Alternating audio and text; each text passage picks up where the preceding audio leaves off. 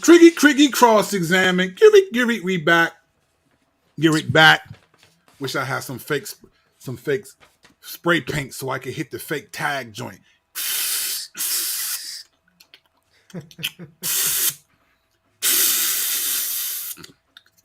That's my sound effects for when you tagging. Y'all don't know about that bombing subways and all that. Y'all don't know about that. And you know what I was thinking about this morning? I was thinking about slang, right? And what slang translates. And I know that has nothing to do with our show tonight.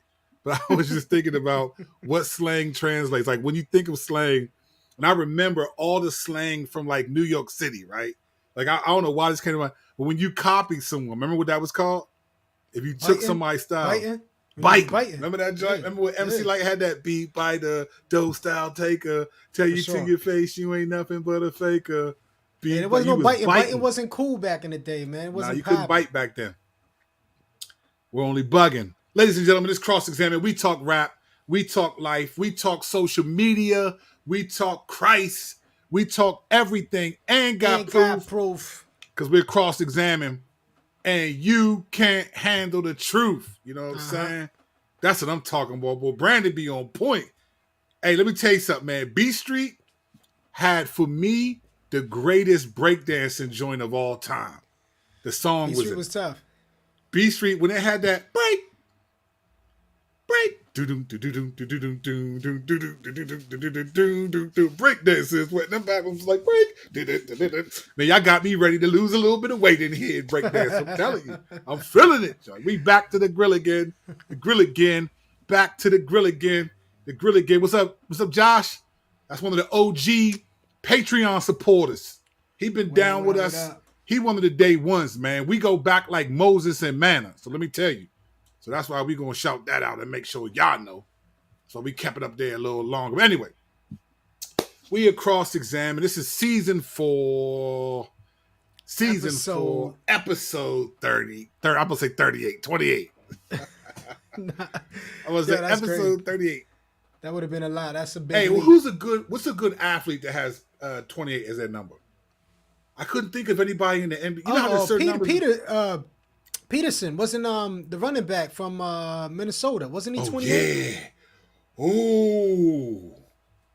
28 Minnesota. He played for us for a little bit too. Yeah, what's his name? I can't remember his name. I'm going to say Andrew Peterson. I know Brandon will probably tell us. We know everything. Yeah, he was nice. Hey, Slim. What was his name? I can't remember his name. I can't remember his first name. Peterson. I know he played for the Adrian. Yes, Adrian Josh, Peterson. Yeah, that was Adrian. Josh came through in the clutch. Adrian, I knew it was an A.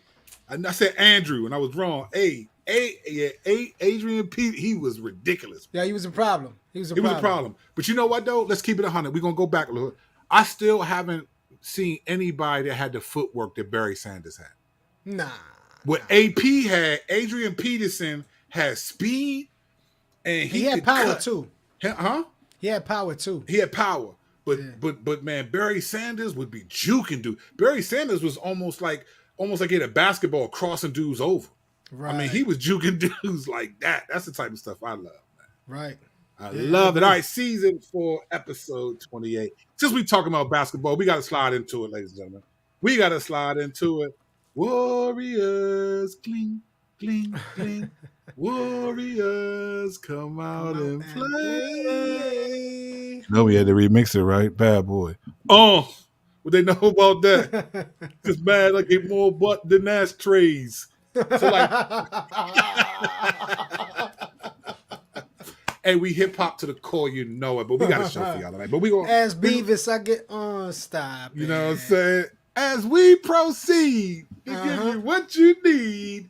So Warriors wanted to give in. Were you surprised? Were you surprised that Golden State pulled it out? Nah, I mean I wasn't surprised that they won the joint. Mm-hmm. I think they did it a little bit easier than I thought they would. Right. You know what I'm saying? I thought they was gonna have a harder time, but man, what can you say? Certain dudes just didn't really show up when it came down to it. You know what I'm saying? And I understand it. It was Cat's first year. I mean, first year in the like the coach's first year. Finals, I mean, the coach got to the NBA Finals his first year as a head coach. them dudes, I mean, you gotta tip your hat to them. They did Yeah. their thing. It's just certain cats didn't show up. And as a Philly fan, I know all about that. Right. Shoot, as a Wizards fan, we Right. still waiting for a good magic trick. You know what I'm Right. saying? Right. So Right. let me ask you this. So where does this place Curry in your mind in terms of the greats? Now that conversation is happening. Right. Where does, because people have their Mount Rushmores. You got Jordan, you might put Magic, you got LeBron up there. First of all, I don't. Is it possible to have a four people like the top four in the history of the NBA? I just can't do that, man. I don't know if I can do that. Yeah, I mean, you can't. Can you put Curry above Kareem Abdul-Jabbar? I don't know. I mean, can you put him above Kurt Russell? I mean, Bill Russell. Like, You know who I could put him above? LeBron, though. yeah, yeah. I could put. I I agree. would put I the agree with Curry. you. I would And I put think that's Curry where you above was LeBron. going. I think that's where you was going. I mean, Yeah. as far as nowadays, the GOAT that we have in our era today, this recent era, you would have to throw Curry on top, man. So listen to the thing, man. I think LeBron was sort of he was the transition from the Jordan era to this new era now. He was one of the because Kobe came in '96, and Right. Kobe, even though he was ridiculous, his game was a replica of Jordan's game. Kobe's game basically mirrored Jordan's game hand It over did, fist. but it was still Kobe doing it. No, it Though. was So still Kobe. I mean, Don't get me wrong, he had a better handle than Jordan. yeah, he I did think it. Kobe Like, had a better handle. I mean, Mike could hit you with the cross, but it wasn't as ridiculous. He was more like off the juke and then dribble up and just dunk, go under you. Kobe had a better handle, but I think LeBron was the transition from Jordan era to this newer era, and he was the physical size, 6'7", 6'8", coming right out of high school. So it's like, oh, LeBron. So he was a phenom, he right? was he was the phenom. That's He what was he a was. Yeah. phenom. But when you look, what I'm talking about, but LeBron to me, and we said this before, he didn't change the game though. He just made the game exciting because he was a young dude balling. Steph Curry comes in, and within a couple of years, he's changed the way you play basketball, not just in the NBA, but in the entire world, bro. I mean, if you got Steph, now I don't know when that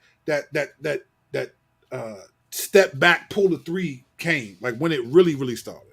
Right. But let's just be honest. In the era of Steph Curry and being able to shoot and hit threes, that's when it became something different, bro. Yeah, I mean, I wouldn't even go that route. I think you can go that route though. The reason I wouldn't is because everybody can shoot the three, and I think that made it more appealing. You know what I'm saying? Not everybody shoots it like Steph. Don't get it twisted. That's not what I'm saying. I think Steph is exceptional in his shooting abilities. Everybody would agree on that. That dude But got the not finger every of God.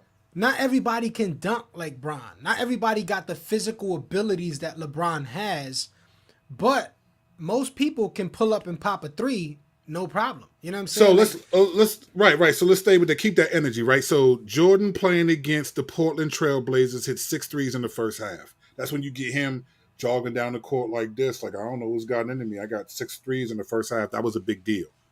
Everyone could shoot the three, sure. You had Jordan dishing to Steve Kerr and John Paxson, right, in different guards. So that's clear. But that 3-point shot been around for a minute. It wasn't has. until Curry came that it For was sure. like, that's the game. When you watched I how agree. he made it look effortless. That's my point. LeBron didn't change the game like that.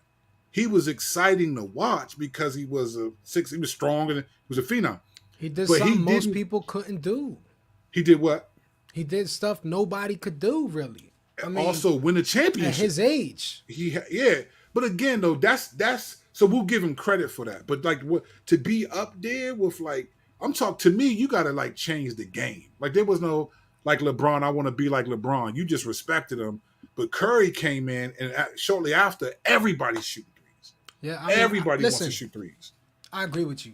So I I just feel think like, Curry man. is the man for this era, no doubt. I think he's had more impact on the game than LeBron. I think LeBron's impact was winning championships by switching teams, even though he didn't start it. You know what I'm saying? He made it cool. Curry made it cool to shoot three. So now you get stuff like the step back three. You get the Euro, all these different things that come in. It's Listen, been man, cool to watch. I'm grateful that this generation has had both LeBron and Curry. Yeah, You know me what I'm too. saying? Like they Yeah. both have affected the game in major ways, and you can't deny it. You know what I'm No, you saying? can't. Like they are phenoms in their own right. Like Yeah. it's just reality. I agree. I agree. I agree. I just think Curry should be in the, and plus he's a believer. So I'm partial to the Yeah. brothers. They should He's a not be believer. overlooking him in the talks to the top of the greatest of all time. They just should Not at not all. be overlooked. Not at all. Not at all. All right, ladies and gentlemen, we want to just say thank you for the Yes. fun. Thank you. Listen, last week we were thanking people. We had a couple hundred more subscribers at our show last Thursday. And I think I may have jokingly said maybe we'll get 1,000. Listen, our goal, Strike and I, our goal was to get 1,000 subscribers within 10 years. That's what our goal was. We said we're going to get 1,000 about 10 years from now. We have accomplished that. So thank you. Thank you. I am shocked that we're almost at 1,100 subscribers, like Wow. 800 in basically a week. We appreciate that. Thank you so much. You've given us a little bit of a new vigor. So if you're not here, hit the subscribe button. Well, don't do it unless you like the episode, because sometimes I actually think people say, man, hit the subscribe button, hit the like button. It's like, man, I don't even know if I like what you're going to say yet. Right, You know what I'm right. saying? So if you like what's being said at the end of the episode, hit the subscribe button, hit the like button, and let's get it. We got a show for y'all, but we're going to get through a couple of things first. All right. Yes. Strike and I have talked to y'all hand over fist. We've coined the phrase theolitical, which means Christians who are Christians, theo, God, right? But then political. So their gospel is more politically driven. We're not talking about white Christian nationalism. We're talking about politically driven. It could be on the left or the right. It's just my hope, my confidence, what I fight for. My morality is tied to the political party that I'm associated with, right? So I'll be talking about this a lot, and I think people sometimes may get tired of hearing it, whatever. I want to give you proof. Let me give you further evidence of what I mean by a theological gospel. Here's so Ali Stuckey, who you've heard us mention before on the podcast. She is a popular Christian influencer, couple 100,000 Twitter followers. Has a show on YouTube. I don't watch her show. I just follow her on Twitter. All right. Here's what she tweeted this morning. All right. Here's what she tweeted this morning. Uh-oh. She tweeted, what? And now this is to her couple 100,000 Twitter followers. What, in your opinion, is the most unforgivable thing the Biden administration has done so far? Forcing vaccines, shipping illegal migrants to U.S. cities, killing oil and gas leases, withholding food funding from schools unless they let boys into girls' bathrooms, flipping on Hyde, and so forth. Okay, so that's what she says. So let's just to get here. You already know where we're going with this, Joe. Her question You got the opens gaps with coming out. this. You got the gaps coming out, man. Like Here it is. She says, what is the most unforgivable thing the Biden administration has done? And she lists all these things that none of them, apart from the last one, trying to let we're holding funding unless boys can go into girls' bathrooms, right? Biological boys. She's talking about transgenderism. None of those things in and of themselves are sinful, but that's not even a big issue. She says the most unforgivable thing. Now, she might defend herself and say, that's just semantics. That's not what I mean. I'm sorry. I'm sorry. it was a really bad choice of words. Now, I don't think it was a.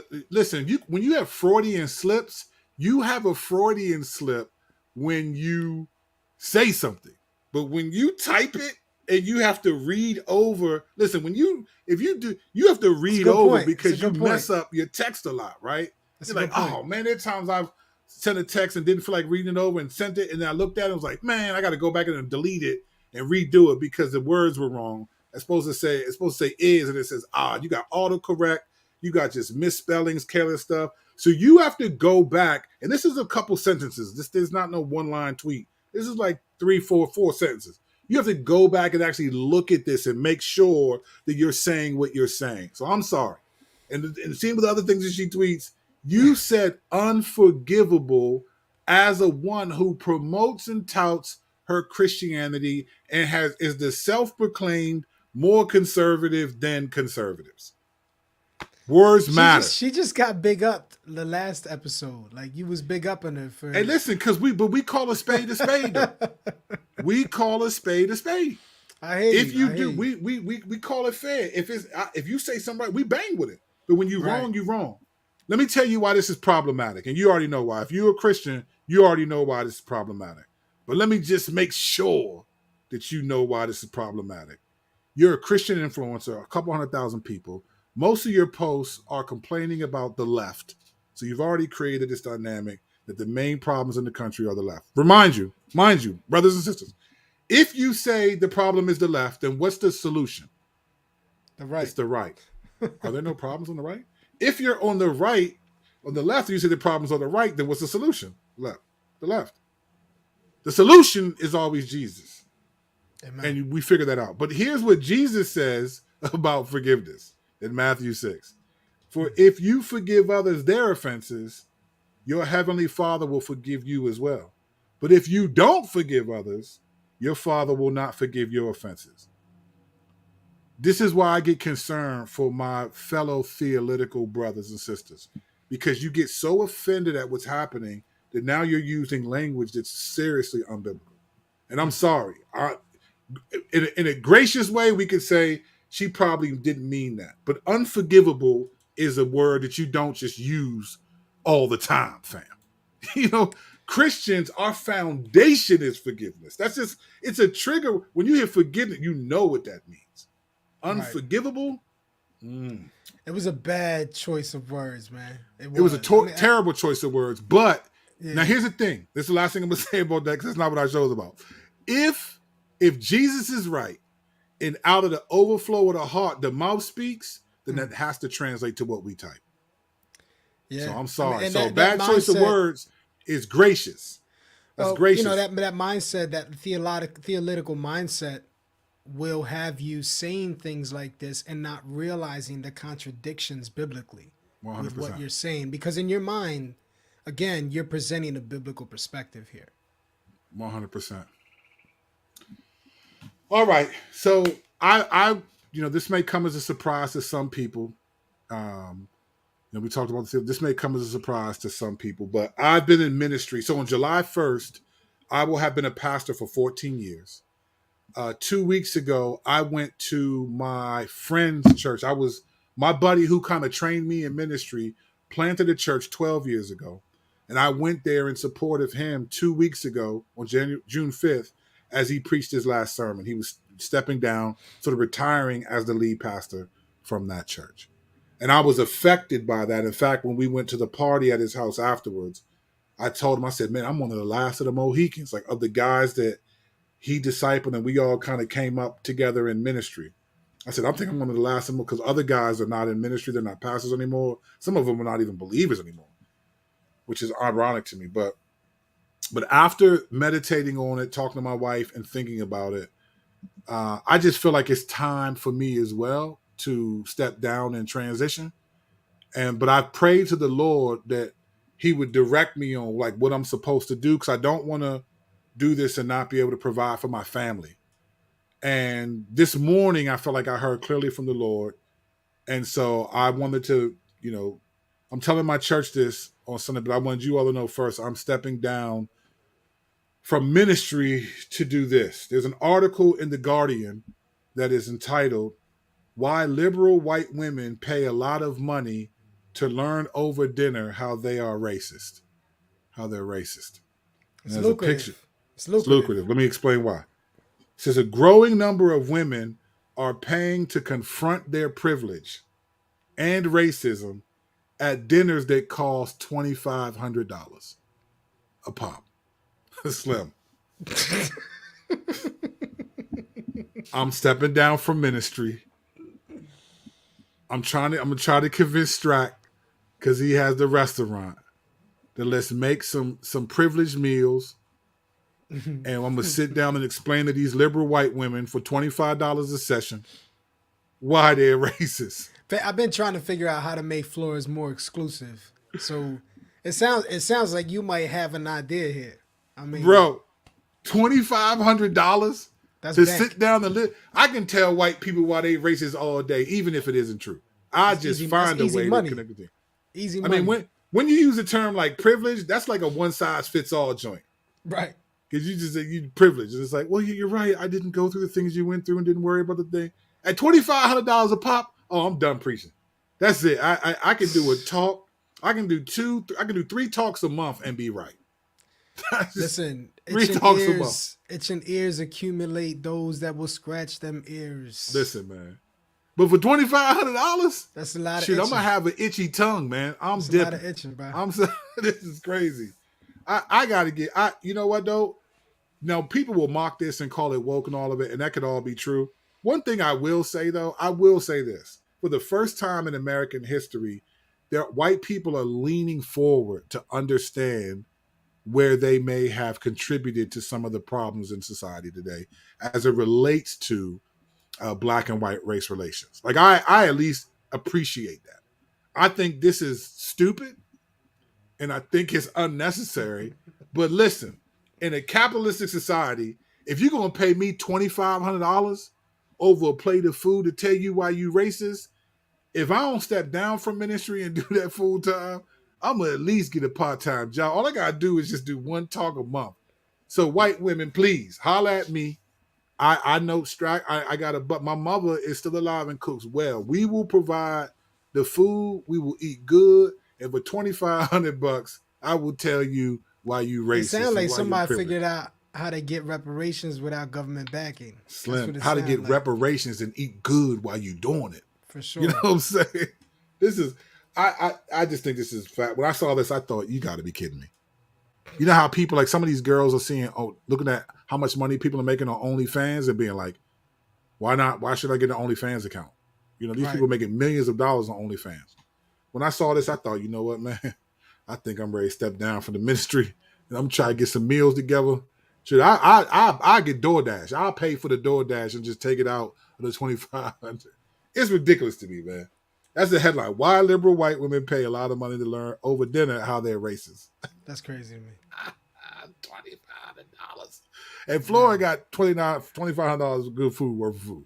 I'd be like, Strike, we can do that. We can split the cost. We do For 3 of sure. these a month. We right. For We sure. close the restaurant. We just get a food truck and drive to wherever the dinner's at.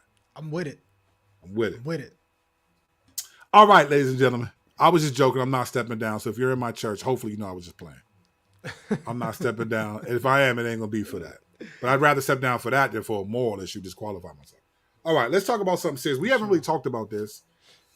I avoided talking about it because the perspective I have on it, it was interesting. But Justin Bieber, as many of you know, did a video, I think it was on the Instagram page, where he showed, he explained that half of his face is paralyzed. It's the left side of his face, I believe. And he has what's called Ramsay Hunt syndrome. And in the video, it was interesting because he drew attention to this. I don't know if I would have caught it, but his left eye couldn't blink. So he was like, you may notice that my left eye is not blinking. His right one was, but the left eye wasn't blinking. And as I thought about it and looked, I thought, wow, I didn't even know. I'd never heard of Ramsay Hunt syndrome. I've never heard of it. What I found out is it is a very, very rare disease. It's a very rare. In fact, I think 5 out of every 100,000 people get Ramsay Hunt. Now that sounds like that's still a lot of people on one level, but in comparison to other ailments, other diseases, this is a very rare thing. And so what he has to do is this kind of aggressive antiviral stuff to get his face back. But what I was curious, and to his credit, he gave glory to God and trusted the Lord. But what it made me think of is like, well, why is that happening, and how's that playing out? What's the Lord doing in his life? And I can't answer that question. The Lord doesn't say, well, Curtis, let me tell you what I'm doing, and then you can tell everyone else. But knowing how the Lord works, I do have a thought. And I just thought, when people get saved, right? Especially when they're saved, no matter where you're at, particularly if you're transitioning from a sinful lifestyle to like salvation, there's just a difference, right? There's something tangibly, it's palpable, it's different. when you grow up in the church, it's a little bit harder for you to find your faith because you don't really know where it begins and what, and you were kind of protected from a lot of things. Like my kids, listen, if my kids grow up and have my testimony, drugs, guns, prisons, shootouts, murder, if my kids have that testimony, then I will feel like I failed as a dad. I want my kid to have a boring, what we call a boring testimony, because I don't think there's any such things as boring testimony. I actually think my testimonies get sensationalized, our testimonies track, but those aren't the best testimonies. Like to say that I did all these things, suffered all these consequences, and now I'm following the Lord is one thing. To say that I grew up with the same potential for the same sin as you did, but instead I just listened to my parents, I went to church, and I didn't do these things, that's a much stronger testimony to me than a person who was guns blazing. But of course, we like the sensationalism. So testimonies like mine are what people want to hear to be like, oh my gosh, the glory of God. What about people who could do all of the same things, but just chose the ordinary, mundane, I'm just going to listen to my parents, go to church, and not do these things, right? Those Yeah. are significant testimonies. Yeah. However, when you have a testimony that comes from sort of Saul, from Saul to Paul, this dramatic change, I feel like the Lord will bring a realistic, pragmatic kind of suffering your way. Not because he's angry or disappointed, but just so that you figure out how to be dependent on him. And when I heard this about Justin Bieber, my first thought was, wow, Lord, how interesting it is, how providential. I don't believe in coincidence, I believe in providence personally. And I said, how interesting it is that a guy who got his fame from singing, this is the kid from Canada who was making YouTube videos that went viral, and his mom helped him get a record deal. This is Justin Bieber, the heartthrob who dated Selena Gomez and all this stuff and all these things. And then he became a Christian a couple of years ago, led to the Lord kind of by a pastor who's disqualified himself, right? Then he marries a woman, and all of a sudden, and he starts using more Christian language in his he does some music with some Christian themes in it, and it's like, wow, look at this. But I wondered, how is the Lord going to kind of bring him to a place where he's like really suffering and having to really believe if he trusts the Lord or not? Mm-hmm. And then all of a sudden, this dude announces, I have to cancel my tour because half of my face is paralyzed by Ramsay Hunt syndrome, and for the foreseeable future, and it's possible this may never return. Now, there was a physician who was on Entertainment Tonight who said, this is very rare, but with aggressive antiviral treatments and some facial exercises, he thinks Justin Bieber could return back to it. Okay, so hopefully, but the Lord may say, not yet, or never again. Right. And it just made me, so I'm curious, Strack, how you process that, because as a pastor, I think about, how would I pastor him? What would I say to this guy whose life, pretty much his idol, has been music? He's probably sinned because of his ability to sing in ways that, but now he's a believer, and all of a sudden, God basically freezes half of his face. What do you say to God? How do you process that as a believer? I think your approach is spot on. You know what you was talking about. You know, as far as the Lord sometimes putting us in positions that actually oftentimes putting us in positions that require us to refocus our vision on Him. Mm-hmm. You know, to look at Him. And you know, I mean, Romans 8 is always the go-to for Christians who suffer. Yeah. You know, Which one? Because there's some Romans 8 this. Yeah, Romans 8:1. I mean, just the comfort in knowing that all things work for the good of those who love God. You know what I'm saying? Those who are called according to His purpose. Not that's not 8:1. 8:1 is therefore no condemnation for those who are in Christ. Or it's not 8:18. I consider that our present sufferings are worth being 8:28. compared. Yeah, 8:28 is more is what I was referring to. Right. Yeah. But listen, I mean, we're promised to go through trials, Yeah. suffering. We're promised to not have what I think is kind of a cakewalk. I mean, I look at my life and as many trials and things that I've been through, I feel like I have it so good. You know what I'm saying? Mm-hmm. Like the Lord has been so good to me, and I'm comfortable. You know what I'm saying? Like for real, for real. There's challenges, there's trials, there's things that happen here and there, but man, the reality is, in the United States, for most of us who are believers, we can live pretty comfortably. Yeah. We can take it for granted at times, and I think, if Bieber is a believer, as he's professed to be a believer, he's lived a pretty comfortable life. You know what I'm saying? And sometimes we need hardships and trials to remind us that God is the only one who can carry us through those situations. Amen. That He is the only one we can bank on. So that's how you counsel through someone. I mean, someone through that type of situation. You walk with them, you promise to be with them and to love them and care for them in the process, and you remind them of God's faithful promises to Yeah. those who suffer. So you know what I hope? Because I feel like when celebrities become Christians, for many Christians, that validates their faith, right? Like I'm all for anyone being a Christian and giving them the benefit of the doubt. Remember when Kanye became a Christian? Right. I even did a song like called, Kanye or Con, C-O-N. Yeah, like people were Right. dogging him like this dude's not a believer. I was like, man, let this man, let's see what's up. Like he's professing Right. faith. He did the album Jesus is King, all this stuff. And it was like, bro, this dude just was in the strip clubs a year ago. And now apparently he seems to be back at it. But at least in the moment, we accept people on the basis of them The converting profession. Yeah. by the profession. Yeah. And so I'm grateful, but I'm interested to see, and this is what I hope happens, because sometimes we know this is in our own lives, right? I'm about to say something that's real to our own lives. We can handle suffering to varying degrees because we assume it's going to be momentary. Yeah. Most of us are okay with suffering because we assume it's going to be momentary. Or if we have confidence, it's not going to do.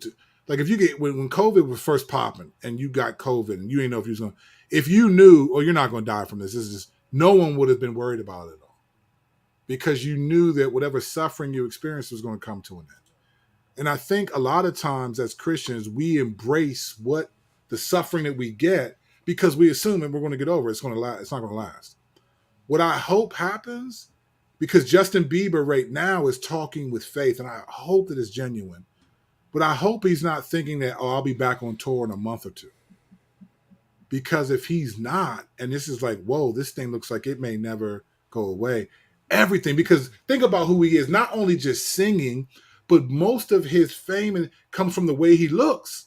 Yeah. Now, I'm not saying he looks like Two-Face or nothing from Batman, but it's just, you're going to always know that he looks a little bit off. We don't know how it's going to affect him and his wife's intimacy, right? There's so many things that could happen from this. My hope is that he has people around him that don't use Romans 8:28 in the wrong way. Because a lot of times we use Romans 8:28 wrong. We say this, we quote it, all things work together for good of those who love God and those who are called according to his purpose, right? Everybody knows that one, but we forget about Romans 8:29. To those he foreknew, he also predestined to be conformed to the image of his son. That's right. So it's not just things aren't just working the good. And so what happens is what people do is they use Romans 8:28, like listen, all things, but into their minds, the good is your face is going to be healed. You'll be back on tour in 2 months. That's Right. not what that passage is saying. And I've seen a lot of people do a lot of damage to a lot of people by applying that verse as in the good that God is doing is that it's going to momentarily end soon. Or Right. you're not going to have this happen. Your marriage is going to be saved. Or you're not going to lose the baby. Or you are going to get married. Or you are going to be healed and not die of cancer. And then it doesn't happen. So then it becomes, well, what's the good? Well, the key to knowing Romans 8:28 is to remember who defines good. Yeah. And it's not always us. It's not often us. I mean, you usually find out where someone's identity lies when they suffer. 100%. And we'll find out, whether he finds his identity in Christ or not. I mean, if he does, then the ultimate good he knows he'll receive according to Romans 8:28, is the conformity to Christ, to the Mm-hmm. image of Christ. Yeah. And So so I'm glad you said that, because that's the good. The yeah, good of Romans 8:28 is not the end of the suffering or whatever the Lord is using. The good right. of it is that you're conformed to the image of Christ. Yeah, I mean, because the backdrop of that, the most important part of that section, that pericope, if you will, is the fact that God is the one who is sovereignly in control and he loves you. Mm. And so whatever you go through, he'll keep you through it. Right. Because Mm-hmm. whatever he's set before you is to build you more unto Christ. You know what I'm saying? And if it is your ultimate end here on earth, it's not your ultimate end. Right. That's why he tells Paul, my grace is sufficient for you. Right. Yeah. So that right there is what I hope Bieber gets, that my grace is Right. sufficient for you. Not, we're going to get the treatments, we get the best doctors in the world, and you'll be Yeah. back on tour in 3 months. Yeah. And I think Christians, we buy into that because we think, oh, God is good and he's love and he saved me and he wants to see me. And we just think like, man, you know, Acts 3:26, one of the most verses that shocked me when I first really read it. So Paul is talking on Solomon's portico, Solomon's porch, and he's talking to a bunch of Jews. And he says this, that God gave him, Jesus, to you first to bless you by turning you away from your wickedness. That's what he says in Acts 3:26. He says, God sent Jesus to you first, the Jews, to you first, to bless you by turning you away from your wickedness. Brothers and sisters of the jury, ladies and gentlemen of the jury, have you ever felt like it's a blessing to be turned away from your wickedness in the midst of it? If you struggle with Good lust, question. does it feel like a blessing to you? It does not. If you struggle with fear of man, then God exposes it. Does it feel like a blessing? If you struggle with something and God exposes it, it does not feel like a blessing. But Paul said it's a blessing, right? So that's what I hope Justin Bieber gets that. I hope he, in this journey of trying to figure out what's going to happen, what I hope is that the Lord preserves his faith and that he doesn't get swept up in thinking that the good of Romans 8:28 is a guaranteed facial restoration. And if it happens, great. I'm not saying it's not going to happen. I'm for it. I just hope he doesn't think God's going to do this and that he's going to return back to singing, because Yeah. God might have done this for a lot of reasons without the Yeah. intention of him returning back to singing You and know, him just growing in humility. hopefully someone is also pointing him to James and telling him to count it all joy. Right. You know? It's not easy to do. Yeah. All right, ladies and gentlemen, let's move on. Let's keep it moving. Keep it moving. Man, we gotta talk about this thing. We're gonna talk about Fuzz Lightyear or Buzz Flopyear. So here's what we want to discuss. All right, so Buzz Lightyear just dropped. Now, this is different than Toy Story, okay? Mm-hmm. Buzz Lightyear is actually the real character that Buzz Lightyear from Toy Story came from, right? Right. So we know Buzz Lightyear, he looks real to us in terms of the Toy Story, He's supposed to be sort the of. guy behind the toy. Yeah, but he's the guy in real life, like the action figure. What we've Right. seen in Toy Story 1 through 4 is Buzz Lightyear, the action figure. Well, Mm-hmm. this Buzz Lightyear is the actual person the action figure was made. Right. All right. Well, apparently Buzz didn't get enough buzz. Didn't get enough buzz. So here's what happened. Now listen to this. The budget for the Buzz Lightyear movie, the Pixar movie that just dropped last weekend, the budget for this movie was $200 million. That's wild. Hold on, fam. That's wild. Maybe it's me. I'm about to step down and get into cartooning. Listen, $200 million for a cartoon? Like, if there's anybody watching live that is in sort of movie, cinema, that kind of media, would you please comment? Shoot, if you're there, comment, and I'll send you a link to come on the show. Help me understand how a cartoon costs $200 million. It's all digital, like all the graphics. It's a cartoon. Yeah. It's not like you had to build a set. I mean, are these I wonder actors' where I voices? wonder where in comparison it lands against like the new Jurassic Park joint. Oh, fam, we gonna get there. This is the As far as budget is concerned. how much the budget was for it. Yeah, for that one. I don't know if we have that data, but we do have some data. So all right, so $200 million budget for a cartoon. Don't ever say nothing to me about wasting money and going to the poor. Man, you spend $200 million on a cart. Now, granted, it's their money. You can do whatever you want. It's your party. You can cry if you want to. $200 million on a cartoon. All right. Here's what it's opening. Yo, hold on. I have the budget for the Jurassic Park World Dominion. Man, please tell me. So the Jurassic Park World Dominion production budget was set at $165 million. The first Jurassic World cost $150 million to make. The first Jurassic Park cost $150 million to make. You know that was mostly all Slim. like staged and all that. Slim, hold on.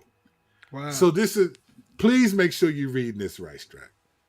You telling me Yeah, I mean, I that can a show cartoon, you right there. It said it right a there. cartoon, World Dominion, oh $165 million. my gosh. World Dominion that made you look like dinosaurs are real. Right. No, this is not. I'm trying to get a job doing. I'm working on my voice. I'm trying to get a job doing voiceovers.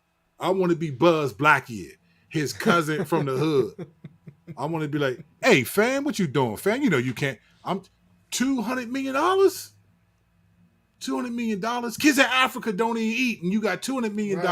Right. So anyway, I'm $200 million on a cartoon. Let that sink in. Ain't that the truth? You talk about inflation. Now even the cartoons cost more. That's wild. So it opened. Here's what its opening weekend was in the U.S. $51 million.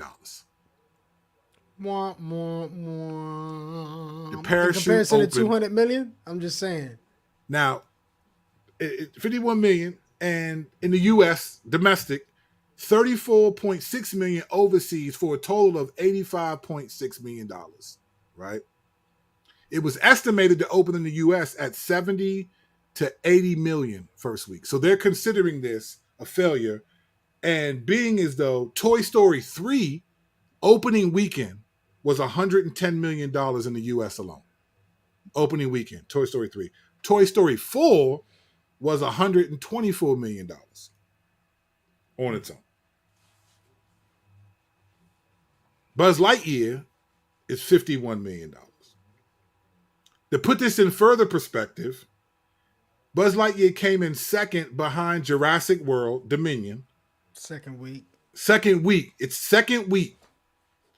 And it grossed $58.6 million in its second week. And it wasn't nothing spectacular. Huh? It wasn't spectacular. It wasn't nothing. What, there's been better Jurassic Park. Yeah, there has been. I liked it personally. I thought it was good. Me and Santiago went to see it. We liked it. Yeah, it was enjoyable. It was good, it was fun. but it wasn't was like ridiculous. Right. Okay, put this in other perspective. Top Gun Maverick came in fourth for the weekend at $44 million. Its fourth week, it made $44 million. Just $7 million less than Buzz Lightyear, Disney's first official Pixar movie theater release in like 2 years. Most of their stuff been going straight to the Disney thing. We going somewhere with this, so stay with us. We're going somewhere with this. I promise you. Right now in 4 weeks, Top Gun is at $885 million globally. Balling. They doing great. That movie, everybody loved it. It's doing great. Yeah, it's doing really well. All right. The Toy Story, the genre, the Pixar genre, those 4 movies are the 4th highest grossing animated franchise of all time. Those 4 movies, Toy Story 1, 2, 3, and 4, grossed $3 billion. $3 billion. That's wild. The budget for all 4 of those was a combined of $720 million. He's fat. So why did it flop? What's the deal, fam? So let's look at some of the articles that we was diving into. The LA Times, let's see what they had to say about why they think it might have flopped. Let's get it. The new flick doesn't have Woody, Jesse, or other favorite characters, and it no longer has Tim Allen voicing the character of Buzz, who in the movie is an actual sci-fi hero rather than just a toy. Do those seem like legitimate reasons? I mean, if you're, well, yes and no, right? So to me, this wasn't Toy Story though. Right. Like I never watched any of the promos for it, the trailers, and thought, "Oh, Toy Story 5." Like it was clear that it was a different thing. Definitely. What I think Disney didn't do is anticipate that to us, Buzz Lightyear the toy looked real. It wasn't like he looked like a toy. When he would talk and they would all walk with Woody in him, they just looked like regular. So the Buzz Lightyear, the movie, he doesn't look different than Toy Story in the sense that when he's not pretending like he's not alive, right? But so I mean that could be it. For some people, it could be that. I don't think people really cared to hear Buzz's story. You know what I'm saying? Like because Toy Story was so epic within itself, like within its own concept.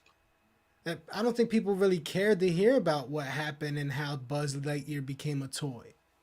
Like they should have made a bigger deal of it in order to make it desirable. I think, in my opinion, I don't think it was a big enough deal. I'm still tripping over it was $200 million. I know, but you did tell me yourself too that Tim Allen was part of the reason you didn't want to go see it. I was, yeah. It's not the same voice. But in all honesty, I said that because I didn't know what else to say. I really didn't care. It's not like... I think it would be different though. Like I think I'm gonna be bugging if I watch this joint. But here's why I don't think that matters. Let me tell you why that doesn't matter. Because it's not Buzz Lightyear the toy. It's the real human. Yeah, I get you. So why would they have the same voice anyway? The people who are using that as an excuse, it doesn't make sense. It's like if it was Toy Story 5 and you got this other dude and being unless Tim Allen died and we all knew it, so we knew there was gonna be a different voice. That would be a problem. But this is Buzz Lightyear, the man. So it's like it shouldn't be the same voice, to be honest. Yeah, no, that makes sense. That makes sense. Yeah. So here's a couple other things they said at the LA Times. The main problem seems to be that the buzz for this installment, that's funny, just the buzz for this installment just wasn't as good as it was for the 4 main Toy Story movies. It got a 76% on Rotten Tomatoes score, which for other studios is fine, but for PIA, Gentleman's C. What is PIA? Oh, it looks like it's like a gentleman's C. Yeah, for Pixar. It's a gentleman's C.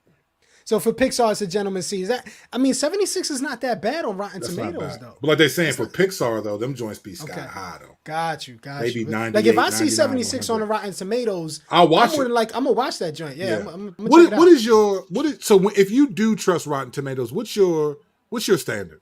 Let's just say you're looking for a movie. See, it depends on what the movie is, because sometimes I don't trust Rotten Tomatoes. Right. So if I know that the movie is like considered more wholesome or delivering some type of conservative ideas, more than likely Rotten Tomatoes is going to give it a 0. You know what I'm saying? They're going to bash. So they gave Inside Out. Inside Out was a tough movie. I love that joint.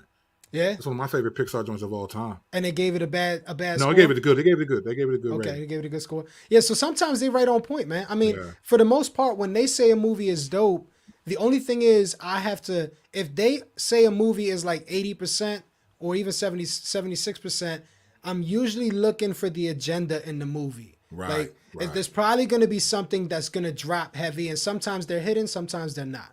You know what I'm saying? So that's the only thing I have to be careful with them. Yeah. So they get a gentleman's C. They got a gentleman's C.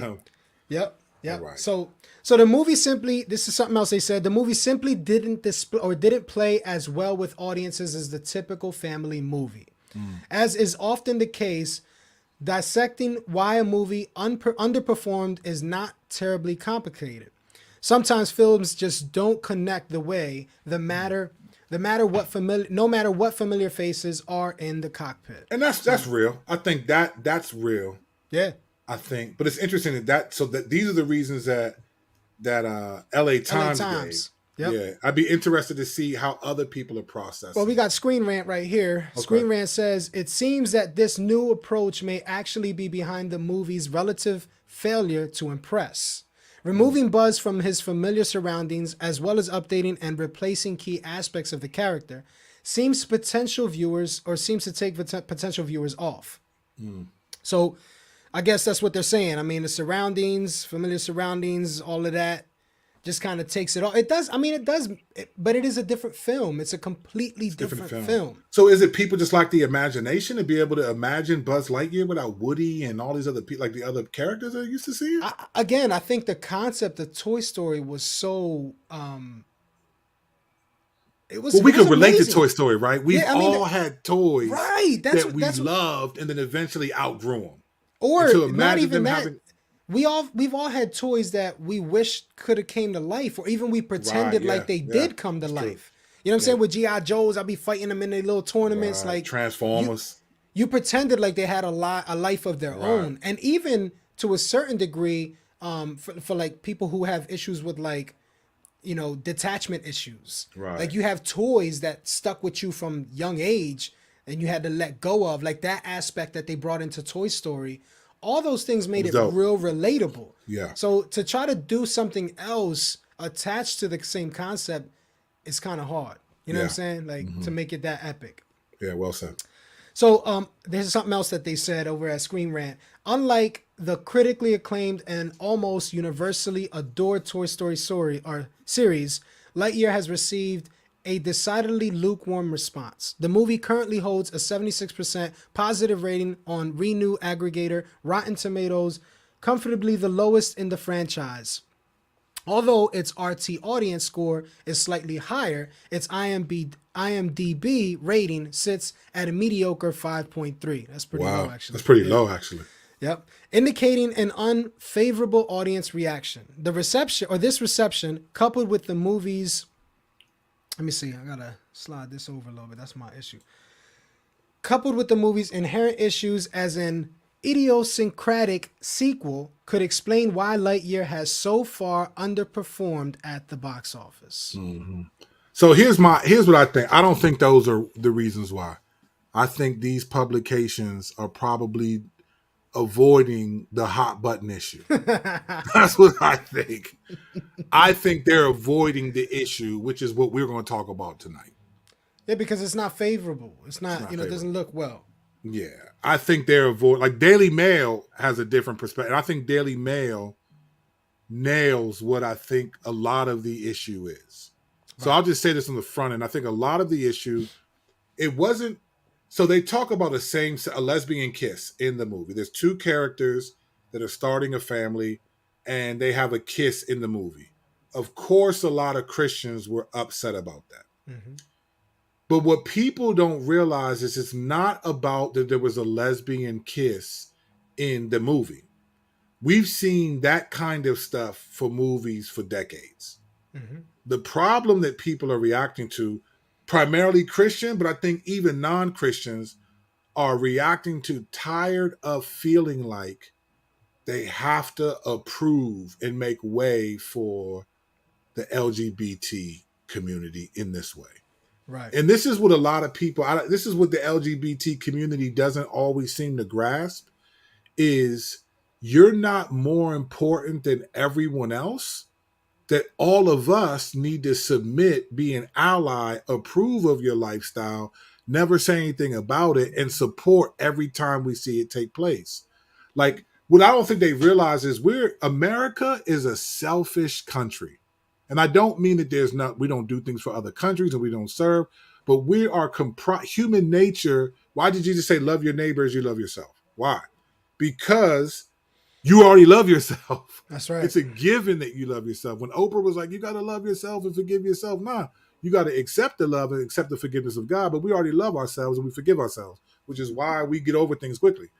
But we live in a society where people have their ends, their desires, their goals, their dreams. They want to get that American dream for themselves. Yeah. So as much as we will care about other people, at the end of the day, what we care about is ourselves and our interests. So now we're in this spot in the country where the age of entitlement, right? Now there's a sense of not only do I desire this, but I demand it. I'm entitled to have you approve of me and be Right. an ally for me. And I think people, Christian and non Christian, are getting tired of feeling like we need to cater to you, LGBT community. And especially Yeah. with the transgender stuff happening. So you had FINA, just recent organization that just said that they're not going to allow trans women competing against other women. That they will, upon request, create a new category where trans women can compete with trans women. But did you peep the unless they transitioned under the age of 12 or before the age of Right. 12? Yeah, they did. Yeah, right. I did see that. Yeah. That's interesting, unless they transition under that age. Right. So I guess they Right. assume that if you're getting puberty blockers and stuff like that, then it's fine. But here's the big point, though. I think LGBT people, they're all feeling like the world is ours, right? They Scarface with the Goodyear blimp on there. They got the Nas Illmatic album, The World is mine. Whose world is this? The world. But it's not, though. It's Right. not though. And there's enough people that are going to get tired of you demanding that we submit to your perspective, your sexuality, your. And so I think what I think is happening and what the Daily Mail kind of covers is the pushback. Some of the pushback. Right. Let me read some of what the Daily Mail said. Here's what they said. They give background. They believe this. As a matter of fact, the Daily their headline for their article is, let me find the headline, because they was like they didn't waste no time.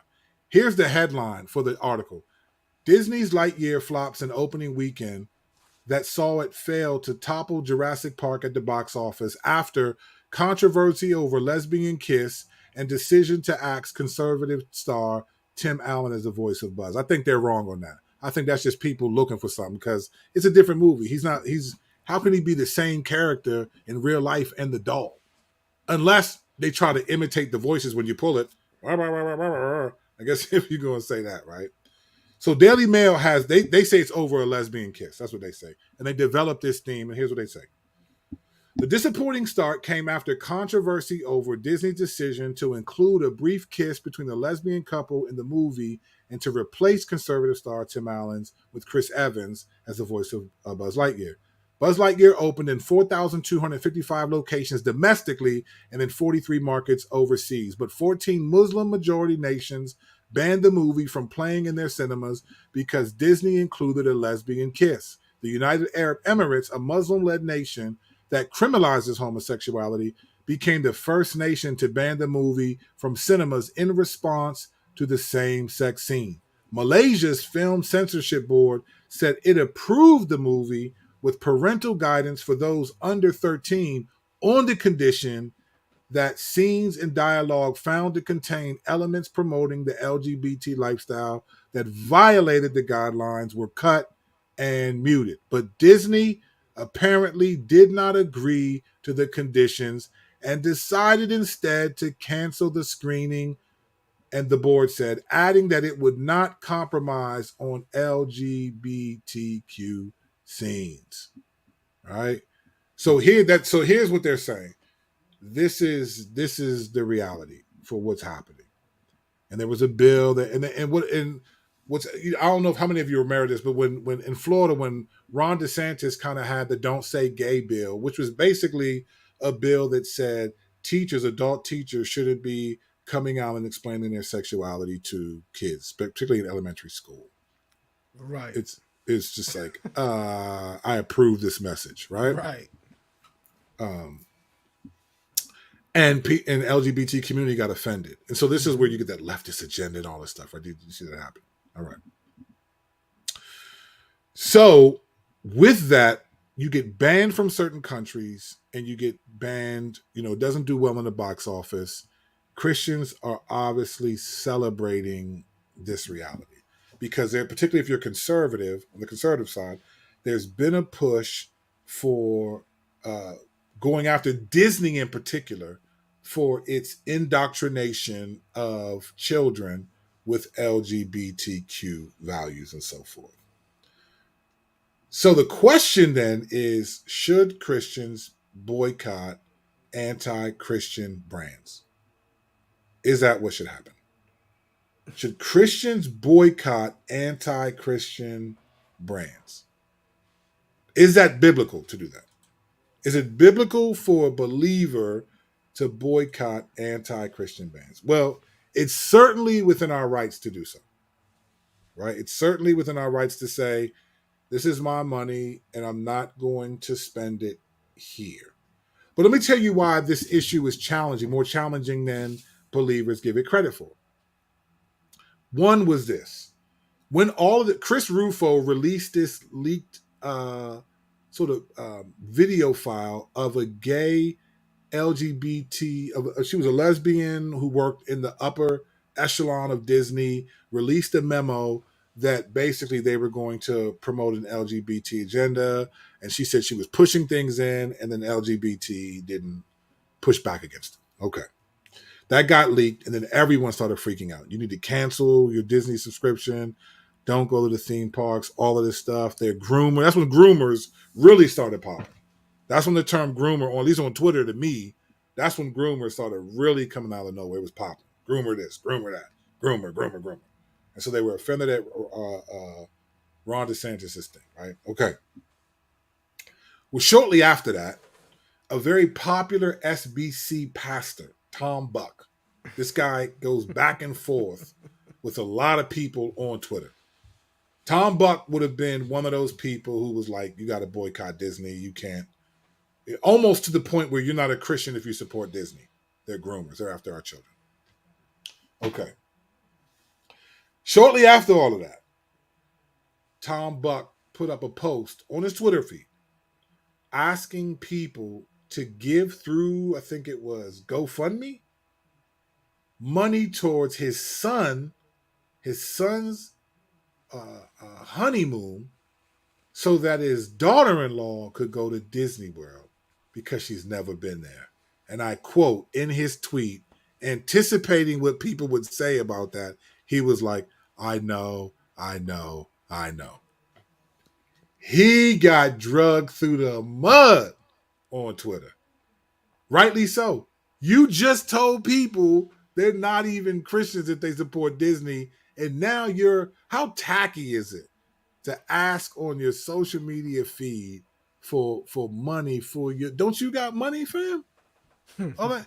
To ask for money so that your daughter-in-law can go to Disney World on her honeymoon, the very place that you and other SBC pastors just said you can't even go there. You can't support Disney because they're groomers, right? Adding salt to the wound, a week and a half ago when the SBC had their conference in Anaheim, California, popular SBC pastors who were saying you can't support Disney and be a Christian had pictures posted on Twitter smiling with Mickey Mouse ears on. Yeah, it's like what are we doing here, right? So you're saying you're not even almost acting like people can't support them, and then you're up there like, oh man, what a great time. Shoot, Chuck E. Cheese was in one of the photos. And he's not even a part of Disney. Chuck E. Cheese. Nah, he wasn't, but it could have been though, right? But when I saw that, I was like, the world is this is crazy. These are some of the most influential pastors in the SBC, at least. All this arguing back and forth over who a Christian is and what they can support. It's funny because it reminds me of when, all these mandates were passing because of COVID, and then you had governors and senators and people doing things that were contrary to the mandates. That's what it reminds me of. Yeah, don't get me wrong. We're all hypocrites, right? We're all hypocrites on some level. We all disobey God both intentionally and unintentionally, right? We all do it. When the Lord gave us the gift of salvation, he knew that we would sin in the ways that we would sin. We may be surprised, but he's not. He knows. That's some of the amazement of his love. Some of the reasons why we get affected by his love, because we know he knew I was going to do this and struggle with this, and he still saved me, still gave me the gift of salvation, welcomes me as his son or daughter. Mm-hmm. You know, he doesn't. I don't think he welcomes people who don't identify as son or daughter. But that's a different conversation. So here you have these guys, though, the greatest hypocrisy. Like you're telling all these people on Twitter who they can and can't be is what we talked about last week, the imposition, right? Mm-hmm. So this is why it's challenging. Because if you're going, how should Christians, if you're going to boycott a brand, how are you going to do that? And if you're going to, no, don't get me wrong. No, let me rephrase that. Boycott the brand. But if you boycott the brand because it's anti-Christian, how are you really going to be discerning and do that? And the reason why I'm asking this question is because I don't think many people realize how many of the brands that we use that are flamboyantly anti-Christian. But everybody's going after Disney. Disney's low-hanging fruit. Now, before we get into what those brands are, I'm curious. I want to ask this question, Strock. And if you're watching live or whatever, I want you to think about this and you feel free to answer this question. Why do you think sexuality is the issue? Because there's a lot of brands that we're going to go through in a minute that believers support. I do not hear believers rallying around. I don't want to say any brands yet because I think people are going to be shocked at what brands are flamboyantly anti-Christian. I don't hear believers rallying around some of these brands. So I'll just use one. I don't hear believers rallying around Kellogg's company. All them cereals. Frosted Flakes, Tony the Tiger, Cocoa Puffs, Corn Pops, Fruit Loops. What have they done? Huh? What have they done that's comparable to what Disney or what Disney is being accused of doing? Well, they lobby for laws that support LGBT. So they have the money. So they lobby. So they go against and then sometimes they will ardently say, like PayPal, HB2 law 4 years ago, where they were like, okay, we're pulling out of Charlotte if you pass this HB2 bill, which would not allow trans women to use women bathrooms. Right. Because you're a man. So it's like, okay. They were like, we're not going to do it. So the NBA was like, we're not going to do the All-Star game that year. Steph Curry was disappointed because he wanted to play in the All-Star game in his hometown. His dad, Del Curry, used to play for the Charlotte Hornets. He was excited to go back to Charlotte, do the All-Star game. He was disappointed. That was a big deal. But Charlotte, they stuck to their guns. So these companies will call, they'll say, listen, we're going to pull jobs out of your state if you pursue this. So what was your question? So my question was, why sex? Why is sexuality seemingly the unpardonable sin in the culture? Because that's what it is. Your groomer is this. It's not just children. I get children. But like, here's the other thing. I'll say this, and then I want to see what you think. Some of the guys that said that you got to boycott Buzz Lightyear because there's a lesbian kiss in it. Some of those guys said Game of Thrones was one of their favorite series. I'd heard about Game of Thrones from guys that are people that I respect. So I said, let me watch this joint because I'm not really big into the Dungeons and Dragons. I mean, for real, they don't got enough black people back then for me. I'm woke, right? So I thought, let me watch some of this joint. Man, within maybe the first episode or the second, it was dudes having sex with his sister. Like in the show. And I'm like, this is... And I heard from people that were like, don't get me wrong, there's some shows I watch with got gangster and some stuff like that, people shooting, like, man, Pastor Kurt, why are you watching that? But I was like, man, this joint is kind of crazy. Like a lot of the... what happened was Game of Thrones was so sexualized that people started to complain about it. So they did, I think the last season 8 or some season, they took out a lot of it because it was so much. I've heard pastors say that this is one of their favorite shows. But you struggle with 2 cartoon characters kissing. Help me here. Why do you think sexuality is the unpardonable sin? So I don't know that Man, it's hard to answer that question, but what I can do is just say what I've observed in Hmm. light of this. So Yeah. Disney has always kind of been covered by this cloud of sexual promiscuity. I think even Walt Disney himself has. There's always been stuff that has been talked about with him and his sexuality, and very free, and they have the history of having the gay parades at the Disneyland. For years now. This is dating back to before I was born. So I think because of all of that, even as I was growing up as a kid, you would have like people would point out scenes and things within the images of the VHSs that there would be like a penis, for example, or the word sex going across the screen in a cloud of smoke, and stuff like that. That was always surrounding Disney, and we know human nature is just foul. Like we Yeah, know definitely. human nature is foul. We know that people have the capability of being sexual predators, and we're seeing that in this day and age for sure. Even the dumbing down of not maybe not even using the word predator anymore. When it comes to talking about pedophilia, things like that. So with all of that going on, and you look at Disney, which is supposed to be or at least it's always sold itself as the network for the children. It's always sold itself that way. It's always done cartoons, and it's as a business, it's ventured out and done so many more things. Obviously, we know that, Right. but still, its bread and butter is found in the children. That's where its Hmm. bread and butter are. I mean, that's why the theme parks exist. You know what I'm saying? It's a different wonderland. Hmm. So all of that to say, I think it really does come back down to when you're talking about people using Disney as the target of attack. Like we gotta stop Disney. We got because they're coming after our children, and it's easy to tie them to all the other organizations that would be reaching out to children, including the U.S. government, to create a separation between them and parents. So it's easy to attach all of them, and that becomes a political movement. Then it becomes a political argument. So that's always what it comes back down to. I think when we're talking about the U.S.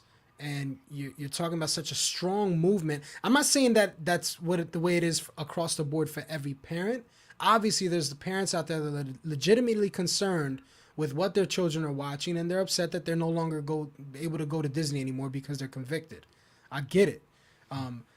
But for the most part, I think it is because of how heightened and elevated the argument has become. It does become political, man. It Yeah. definitely gets entangled into it.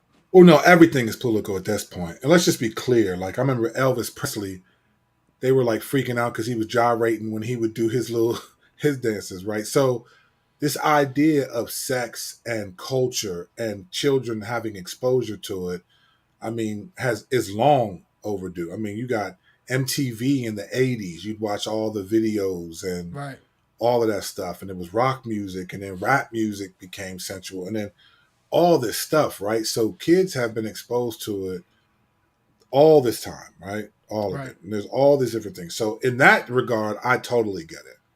I get that, and I think I don't want my kids. My kids are a little bit older now. They're two teenagers and one on the way. Like they're not like kids that you know little kids that would be like Mickey Mouse, right? But so I get it. I get the sentiment, and I agree with it. I think my concern is, and what always is for me, the hypocrisy of what we stand for and what we're against. Because Disney is just really one company. And I think what I'm concerned about also is that I think people, like, I've never thought Disney or any entity is raising my kids. I've right, never looked at Disney or any kind of anything to teach my kids values. Never. I mean, even when we grew up, we did. I didn't watch a lot of Disney. I don't remember, but I mean, if we want to keep it 100, like we can go back to like the minstrel cartoons where they would have like black people in chains as slaves, and hey, boss, and all that type of stuff. You had a lot of that was just so this isn't new to use cartoons to show a sinful agenda. It's No, just not at it all. back in the day, sexuality wasn't on the table, racism was. So you did all I can we can pull up I can show you cartoons right now that just show you like this. So these things have existed. I think my issue is like, what is this exposing about us though? We're Mhm. always pointing the finger at what these people are doing, but what is God exposing about us? How much have we allowed the culture and expected the culture to essentially go alongside the values of my Christianity, which I think then exposes a weakness in our understanding of what you said, human nature, paraphrasing, and the world at large. Right. We've expected the culture to act like Christians when they're not Christians, and now we're pretty pissed off that they're making it clear they're not Christians. I mean, honestly, I think I would also. I think it's important to ask why we've like when you said about why sex. I think part of what was behind that question is why have we made sex such so taboo? We've made it what it is 100%. in the church primarily because the world I think has gone the other direction. Obviously, they've taken sex and made it the ultimate fulfillment. You know, the ultimate Yeah. gratification. So do it in whatever way pleases you. You Right. know, but where what the church has done is like, yo, we can't talk about this until what we gonna talk about soon. Ooh, You know what I'm we got an saying? Like, episode for y'all right. that is going to be a paradigm game changer. It is probably So our we, next episode. so I think what's happening now is we're being forced to talk to our children about sex early. Mm-hmm. We're being forced to have these conversations with our children because they're seeing things, they're being exposed to things in this world. And I don't necessarily think that's a bad thing. I don't Mm-hmm. think it's a bad thing that we're being, kind of pushed in a corner to talk about sex with our children because to be real, most parents are scared to talk to their kids about sex and 100%. don't end up doing so until it's too late already Until it's anyway. too late. Well, see, Right. right there. That statement right there, and keep going after this. I just want to say this because I'll forget. That statement right there is where I want us to look at like what is this expose about me and my expectations and my view of parenting. Right. That's what I'm talking about, what you just said. It's like, Yeah. yeah, they don't want to have we don't want to have these conversations. And I think for me personally, because I come from the streets, I came out of the world, right? I don't expect the world to thank you that it's been easier on some level because they haven't hit these things. But I don't expect the world to teach my kids or reaffirm the values that I'm trying to teach them. Hmm. I'm not expecting Disney to do that. I'm not expecting Marvel to do that. They're Disney now. I'm not expecting such and such this even a Christian music artist. I'm not expecting them. I might like the song, but I'm not looking to this. Remember back in the day when there was an NBA campaign and you'd have like Charles Barkley and different athletes being like, I am not a role model. Hmm. Remember that? And they would just show different athletes saying, I am not a role model. Right. And back then, I understood what I thought they were doing. But now, looking back and looking at culture now, I realized, wow, it's that statement was basically like, listen, the idolization of people happens because you have a platform. So they For were sure. saying, I'm not a role model. Like, don't follow what I do. Don't worry. I'm just a basketball player. You're putting me on a pedestal. I don't. That was a statement back in the day. This was 30 years ago when that commercial was running. It was an indicative statement of the idolatry of the culture for human beings to elevate, right?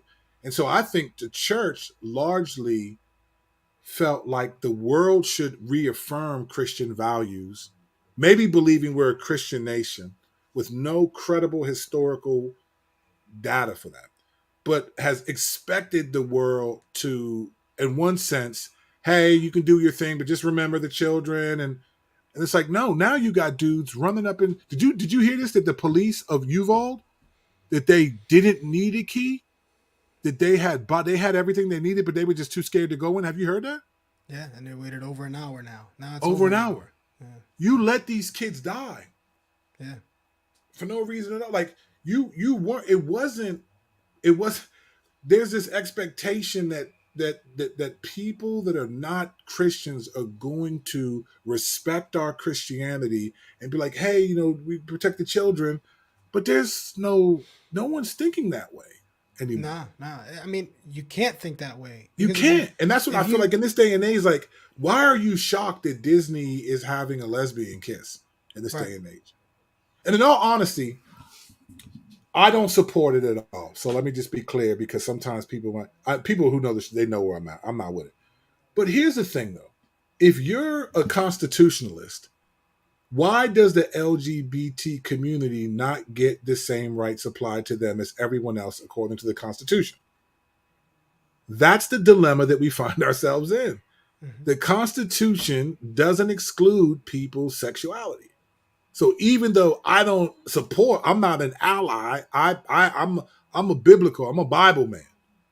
But at the same time, in America, we have the Constitution as sometimes the higher document than the scriptures. To believers, at least. To believers. Obviously, non-believers don't think of it that way. Why does sexuality somehow get etched out of the rest of the Constitution? If you're an American and the Constitution is your thing, then on one level, you have to allow these people to have life, liberty, and the pursuit of happiness. That's in the founding documents. Yeah. You can't deny them that. This is what I'm getting at. There is this aversion. Now, it could be, man, if you're a Christian, hey, you sin against your own body that way. Maybe people are grossed out by it. I mean, I grew up with gratuitous violence all the time. I didn't go out and want to shoot people, but it definitely desensitized me to Yeah. violence, right? But I think a lot of people are reacting to this. I don't even think it's about children, bro. I think it's because it's the left. It's political, as you stated earlier. They're reacting to Yeah. this because it's the left. It's woke. It's not even about sexuality with kids, because kids have been engaged in.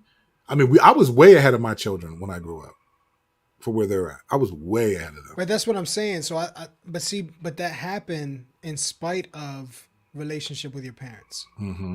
You know what I'm saying? Like you were exposed to those things because of the world. Right. The world exposed you prematurely to things you didn't need to be exposed to. Mm-hmm. You know what I'm saying? So, or things you should have been prepared for by your parents. You know what I'm saying? Like to a certain degree. Right. By my mom. Right, by your mom. And that's where I come back to, what I was talking about with sex and everything, that how have we been negligent in our communication with our young people, with our church, with our youth, with our kids? How have we been negligent? Well, I think, part of the reason may be because sex is attached to so many wrongs. I mean, even if you think about it as simple as animals, what is a way that an animal shows their power over another? You know what I'm saying? Like they try to dominate them sexually. Right. That's what a dog will do to another dog when they meet each other. 100%. And I really don't believe that men, for example, are much different. We have the grand desire that we have in our bodies is usually sex drive. You know what I'm saying? You have this ultimate desire to accomplish this, and how twisted it is, but yet still follows logically that someone would dominate over a child in such a way, right? It's wicked, but you understand the nature of that and how it's attached to it sinfully in a wicked way. So it's hard to discuss those things with children because there's such a graphic nature, and it's things that we want to remove from innocence as much as possible. Yeah. Because that's wickedness. You know what I'm saying? That's how we've labeled it, because we attach it to everything that it's attached to. Mm-hmm. Instead of separating what God has given us as a gift from the distortions that we've attached to it, the wickedness, and actually teaching what God has given, and then using the examples to affirm what God has given. Mm. You know what I'm saying? That's what we should be doing with our children. Mm-hmm. But it's almost like it's too late now. It's the opposite. We actually do the opposite. Now we're just rushing to try to fix what the world has already revealed to them. But by that time, their private parts are already itching. Right. For the wrong things. The episode that we got for y'all, I think it's going to be next week. Man, oh man, y'all have no idea what we're preparing y'all for. This episode next week, we think it's going to be a bomb, a nuclear bomb drop. And we walk through something that has happened and explain it. But I totally agree with that. But I think so. Here's what happens. So now with you saying that, here's where my concern comes in for the believer is our failure to do that with sex and sexuality, coupled with our expecting the world to respect our moral convictions about sex and sexuality as Christians, right? Have created a dynamic in which your maturity is going to be measured by and imposed upon people who really think you shouldn't support this or that or the third because of these things.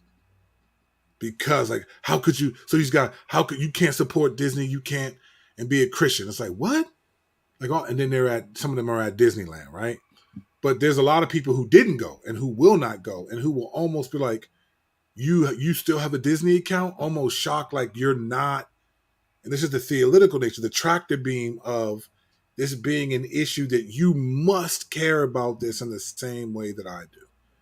But yet, if you're going to boycott companies because they're anti-Christian, then we have a serious problem. Because where do you draw the line then? Is it only anti-Christian if it targets the children about sex? Is it just that? Like there's a let me be more specific into what I'm saying. I have in front of me a list of companies that are with credible news information. They are anti-religious, anti-Christian companies and organizations, right? So let me read to you just, it says the following are companies who in various ways have publicly supported policies, laws, or standards which Christians deem inappropriate and immoral, or have publicly or reportedly denounced religion and or Christianity. Okay? Let me read you some of the words. There's 138 on here. I'm going to just read a few of them. Let me just read a few of these companies that are anti-Christian. Abercrombie and Fitch. Airbnb. Hold on. Airbnb. Man, we go on retreats using Airbnb. Yeah, I go everywhere using Airbnb. Airbnb. They're anti-Christian. Alaska Airlines, Amazon Services, American Airlines, American Express, AMC Theaters, Apple. Fam, my whole ecosystem is Apple. All of my family, except my youngest son, has an iPhone. All of us have iPads, except for my wife. I have an iMac, a Mac Studio. Everything is Apple. Everything's Apple. Tim Cook is as gay as anybody, as gay as the people that work at Disney. All right. AT&T, Banana Republic, Bank of America, Barnes & Noble, Ben & Jerry's, Best Buy, Bristol Myers, California State University, Capital One, Chevron, Cisco Systems, Coca-Cola Company, which includes Sprite, Dasani Water, Minute Maid, Simply Orange, Fresca, Smart Water, Colgate, which includes Ajax, Colgate, Fresh Start, Palmolive, Ultimate, Comcast, Time Warner, Comcast, NBC, Time The whole Warner, world. Cable, DreamWorks, Universal, right? You got, I mean, this list is crazy. You got CVS, Delta Airlines, DirecTV, Dropbox, eBay, Electronic Arts, maker of the best game sometimes for kids, Electronic Arts, right? Evernote, Expedia, Facebook, Gap, General Electric. Assets include NBC Universal, History Channel, Lifetime, Sci-Fi, USA Network, Weather Channel, Comcast, General Mills, Cereal, Betty Crocker, Chex Mix, Fruit Roll-Ups, Haagen-Dazs. I love Haagen-Dazs. Goldman Sachs, Google, Groupon, HBO, Hewlett-Packard, JetBlue. I'd never fly JetBlue. JP Morgan, Kellogg. Favorite cereals are with Kellogg Company. Kraft Foods, Levi and Strauss, Marriott, Microsoft, Nationwide Mutual Insurance, Nike, Nordstrom, Office 5 minutes Depot, later. PayPal, Pepsi, Pfizer, Price Waterhouse. The list just goes on. I mean, I'm just skipping these things. It goes on and Staples, on and on. Starbucks, Target, Twitter, Tumblr, TD Bank, and United Airlines, Wells Fargo. There's no Christian that I know of that can live in this culture or that will live in this culture if you boycott all organizations that are anti-Christian.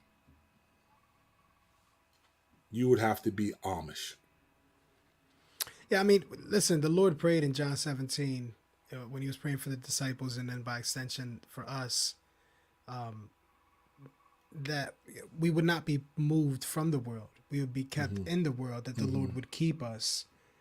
And he ends that section by saying that we would be sanctified into the truth. image of Christ by the truth. Right. Which the truth is what?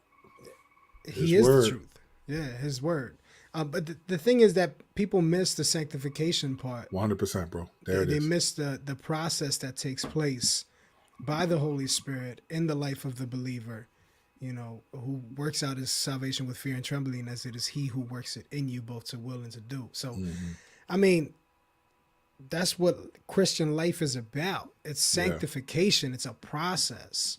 And like you talked about with Romans 14, you know, we need to consider each other in light of that, because in John 17, the main thing you started off by saying was that they would be one as we you are and I one. are one. Right. Beginning in verse 20. Yeah, that's a big deal. I mean, that's 23, John 17. That's the goal. That's what the goal of Christ is for believers on earth on this side of eternity, is that we would be one with each other as he is one with the Father. 100. Do we let Disney divide us? You know what I'm saying? Like, do we let... But people will, though, and that's the sad part. This is the concern for me.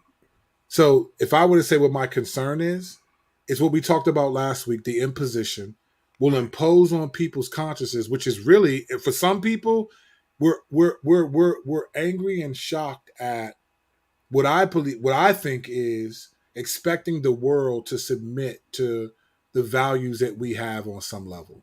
And I think what the Lord is doing is saying, look, I've given you grace, and I've allowed common grace to be big here because people are preaching Christ in this nation. I've given you grace, but it's not the norm, though. This is not the norm. It's not for the norm, you as baby. a Christian, huh? It's not the norm. It's not the norm for you as a Christian to live in a culture where you actually have some say, where people with a morality that you said you believe in is somewhat accepted as the normal way to do things. Like that's not the left's issue. That's the Lord saying, I've given your country, I've given America a measure of grace. But I think believers have thought this is only how it should be and always how it's going to be. For sure. And what we're reacting to is really losing the comforts and things that we're used to having. And so what my concern is this. As a result of this, what believers will be tempted to do is to almost create a mark of the beast sort of ideology over these brands like Disney. Almost a mark of the beast syndrome by imposing on other people's consciences if they continue to support them. So almost like we will impose a mark of the beast on ourselves thinking that it's about godliness, when in reality, it's a political. It's not about glorifying God at all, because you will watch Game of Thrones, you will watch pornography, you will watch a bunch of other things, you will support companies, you will give your money, you will post on the very platforms like Facebook and Twitter that are anti-Christian and not even blink an eye about it. You will build platforms on these organizations that hate what you stand for, what you and I stand for, and then try to impose on other people and create this mark of the beast. But what's the criteria? What is the real criteria for boycotting so is it as long as if they don't mess with kids, that's fine? What's the criteria? It's arbitrary. It's arbitrary. It's Right. arbitrary. And that's my point. So don't get me wrong. I'm not thinking, hey, let the fight back. Fine, do that. I'm not advocating at all. Let them have their way in the school. No, that's not the way. God's given us a country where we're allowed to have some semblance of a voice, right? We're allowed to have some semblance of it. But the reality is, like, what the Lord is exposed. See, I'm not always worried. This is where I'm just different. I'm just different. I'm not thinking of things in terms of the left or the right. I think of things in terms of, okay, Lord, what are you exposing? You're exposing stuff in your people. The Lord doesn't need to expose the world. The devil's not attacking non-Christians. He already has them. He's coming after the church. The battle, all the stuff that we're seeing is about us Hmm. because we believe in Jesus. It's That's not right. about the left or the right. It's not about Trump or Biden. It's not about our country is better than this country, America. It's about the believers. The gates of hell will not prevail against Hmm. people who believe in Jesus. It's about the enemy is coming after us. He's not going out. He's not attacking Hinduism. Right. He's not attacking Buddhism. He's not attacking Jehovah's Witness. I mean, can you imagine an army coming to the front lines of war, and the whole time as they're marching forward with their king in front, they're just battling each other. They're It's just fighting swinging each on other. it. They're swinging on each other. They, oh, you stepped on this, you stepped on that, you didn't march right, you didn't hold your shield right, you ain't, and they just banging back and forth. Meanwhile, they marching straight toward the enemy. Like, Can you imagine 300? They'd have been down to 32 dudes if they had done that. right? Yeah, I mean, they'd have been And we see wiped the out. Lord do that, right? The Lord confuses, and for the Jews at times, He would Right. have the soldiers fight each other. Right. So the Prime picture that example. you're bringing up is there. It's a biblical It's real. picture. It's This real. is what I think is happening in the culture. Yeah. It's like, so instead of worrying about what like, hey, what is the Lord exposing in me, and what's my responsibility in this culture? Not who do I latch on to. So don't get me wrong. I'm not saying don't have a political affiliation. What I'm saying is don't adopt the morality of that political affiliation. There will be people who are brothers who belong to Jesus that I still have a Disney account. I'm not canceling it. I'm going to see Thor: Love and Thunder when it drops. I'm not canceling it because some people think that Disney's after my kids. I talk to my kids. I sit down and talk to them and help them understand these things. I'm not expecting Disney to do that. I'm not expecting the Republican conservatives to do it. I'm not expecting the left to do it. That's my responsibility. Train up a child in the way he should go. He didn't say delegate the training to wherever you live.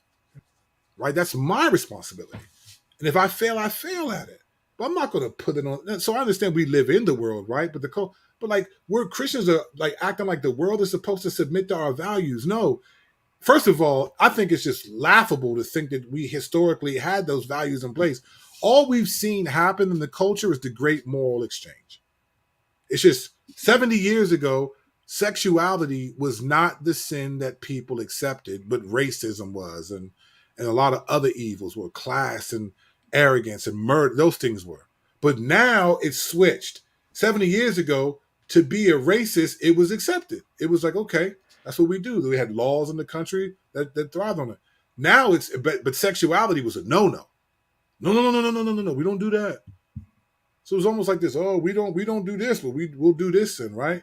Then you have this great moral exchange. You got the '60s sexual revolution, and once that happened, after the pill came into play, birth control, you had this increasing in sexual revolution in the '60s, then abortion in the '70s, and this ongoing growth of meology. This is what we're living in the meology.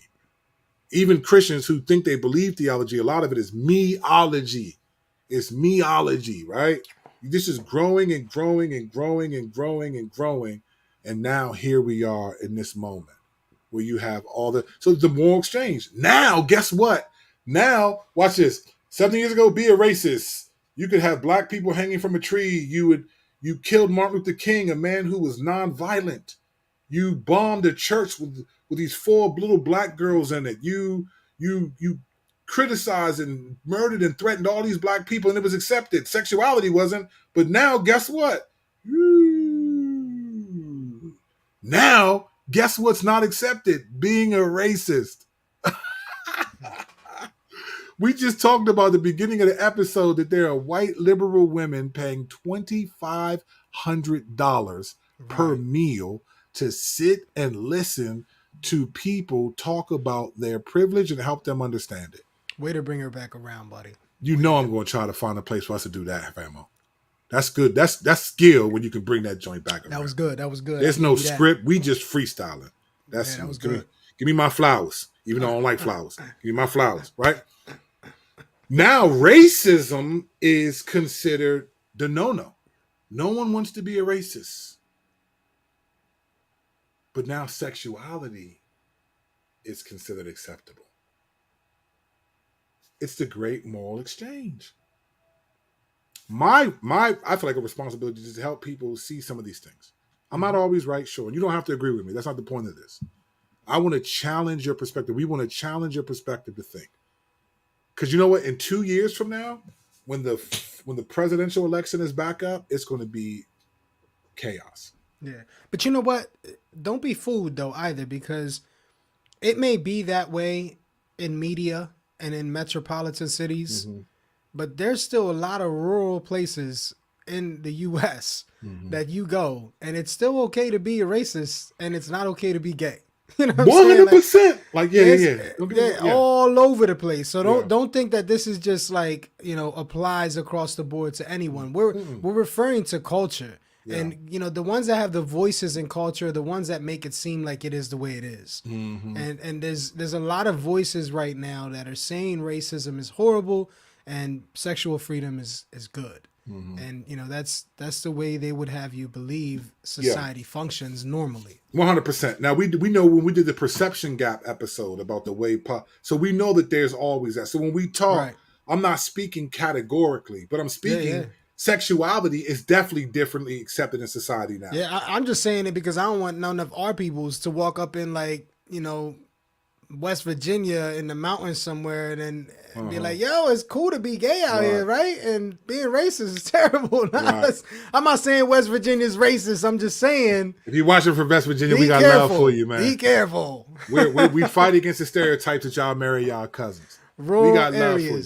You know what I'm saying? but there is. You're right. It's not sort of a everything is switched. It's still some of that there, but it's definitely a difference. Oh, yeah. There's definitely an emphasis where white people are more sensitive to being a racist. This is where the Karens came from. People not wanting to be called Karens and this and that. Right. And the backlash was in using woke. That's a reality. But if we look at this as a great moral exchange, these sins have always existed. Gay people, we know that people were having gay sex in Genesis 19. Right. It's ironic because it's almost like the civilized areas is what we would consider like what the media would say, or the more civilized metropolitan areas, are the ones who determine, what is okay today. But like we talked before, I mean, you go to Africa and you talk to somebody in a tribe, like my man did in that "What Is a Woman" documentary, right? And you ask them those same questions, they will never want to come to the U.S. You know what I'm saying? That joint was cut and dry, fam. Listen, fam, that straight cut and dry. Yeah. My man holding a spear with his jump off, talking about what is a woman? They give birth. Right. 100%. Can a man do that? Ha, ha, ha, ha. You know what I'm saying? With a spear in his hand, like, get out of here. He said, can someone be non-binary? He was like, what you mean? Right. He explained non-binary, so a man cannot be a man or a woman. He was like, asked the dude, the dude was like, he was like, no, it can't happen. Them dudes wasn't playing around. They wasn't playing. Yeah, not at all. As it should be. But I guess I understand why this is happening in the culture. Right. I understand why this is happening, and I'm not freaking out about it. It doesn't mean I don't care or you can have my kids. No. What I won't do, though, is let believers impose on my conscience, because really what they've done is you're surprised that this is happening. And when I read 2 Timothy 3, I'm not surprised that this is happening. I'm not surprised that America, and maybe because I'm a black man and have seen and have never believed the narrative that we're a Christian nation. I've been waiting for it to unfold. And now people are seeing it unfold in ways that they're catching them off guard. I've never thought that these companies love Jesus and have a certain morality. We've heard stories after stories about kids being, I don't know if you remember the Corey Haim and Corey, Yeah, yeah. them two dudes that was like 80s and 90s, early 90s, like kind of heartthrobs and Yep, actors. child stars, yeah. And they talked about like being molested and being I raped was at just watching parties. them. I was just watching the Menudo documentary, and Menudo, same thing. the Latin group. Yeah, the Menudo Yeah. documentary. They was breaking down how some of them was raped by older men that were friends of the dude who basically was their manager. Right. You know what I'm saying? Like stuff like that was happening on the regular.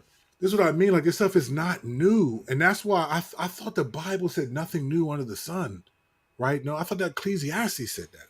No temptation to seize you except what is common to man. Right. So I guess what people are reacting to with such anger and fear, to me, I'm just like, oh, y'all didn't think this was going to happen? Right. And maybe because I didn't think that America is a Christian nation. I never thought that. I didn't think America cared about my kids. And so yeah. now that you're seeing this and you're offended by it, don't impose on my conscience. If I end my Disney account, it'll be because I feel like it. Right. Not because you're going to unfollow me on Twitter or unsubscribe on YouTube. Bye, Felicia. Like, I'm not doing it because of that.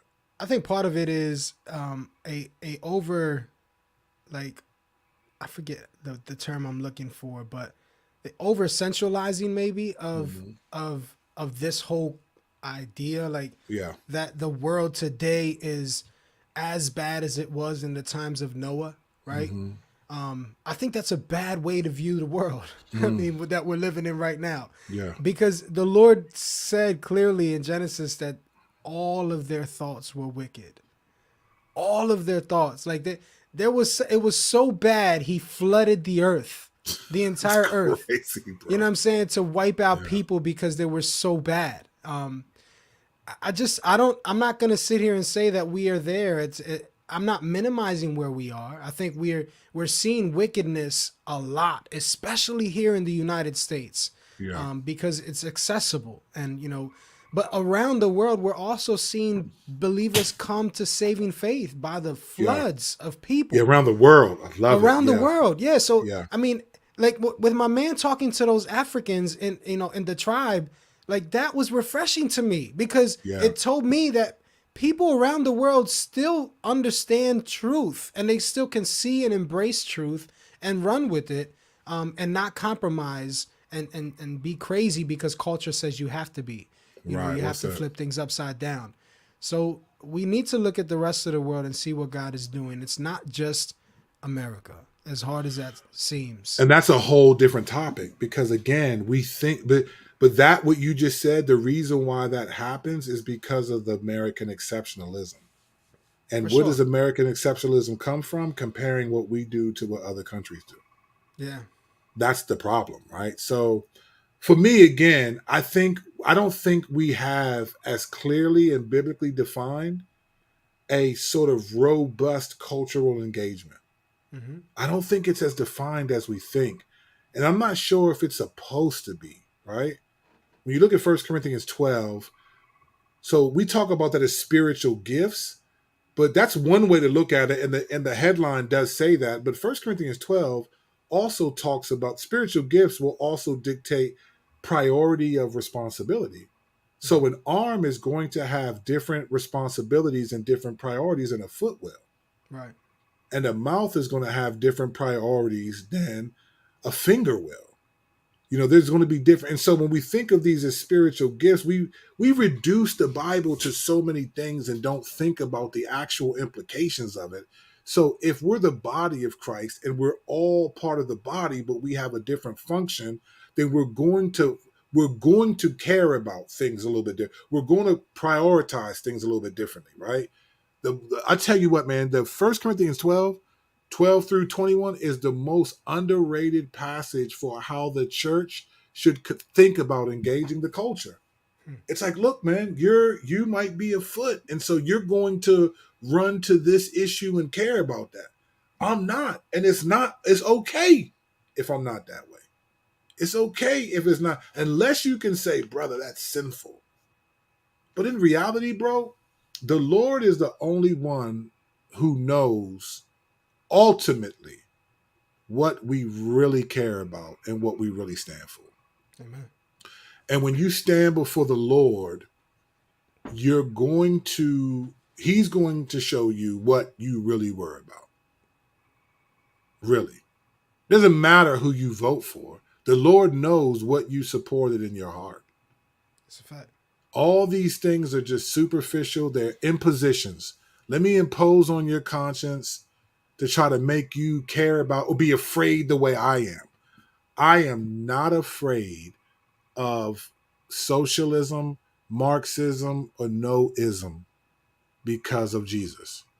Amen. I'm not afraid. That doesn't mean I want to experience those things, no, but I'm not afraid. I'm Amen. learning to take seriously when Jesus said, "Do not fear those who can kill the body, but cannot kill the soul, but fear him who can destroy both body and soul in hell." That's right. I'm not afraid of Joe Biden and the left's policies, and I'm not afraid of Trump's arrogance and his. I'm not afraid, and I'm not going to overreact because I'm so concerned about what America may become. America will never be what it should be, and it's not supposed to be.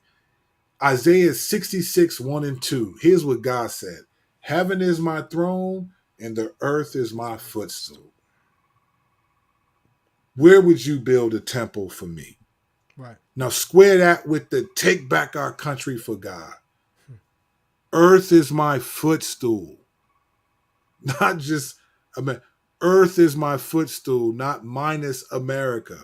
Right. The Lord doesn't need America. What he wants is believers to be faithful and trust him wherever he allows America to go, whatever he allows America to become. And Mm-hmm. it's sad to me to see how many people trusted in a non-Christian or imposed that non-Christians would care about the same things that you would care about as Christians. And it's never been true, but now the Lord is clearly exposing that. And so for Disney, to me, is a scapegoat. Now, I'm not saying I'm probably not going to see Buzz Lightyear because I just ain't banging with it. And I won't go see any Marvel film where they're making a character's sexuality, whether he's gay or straight. I don't go to Marvel films to. I get that it might be a love interest. I anticipate in Thor: Love and Thunder that him and Jane have a history, but I'm not. I'm not going to the. Even if it was, I wouldn't go see a movie if the movie was about their love interest.